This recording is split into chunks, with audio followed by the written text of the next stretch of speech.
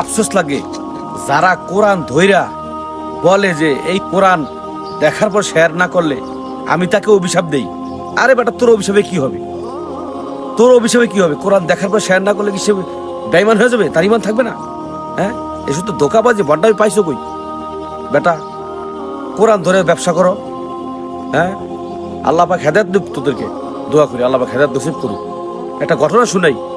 এক লোক বিবাহ করতে যাবে, তো সে অন্য এক ভাইয়ের ঘোড়া আছে, বলে ভাই তুই তোর ঘোড়াটা আমাকে দে।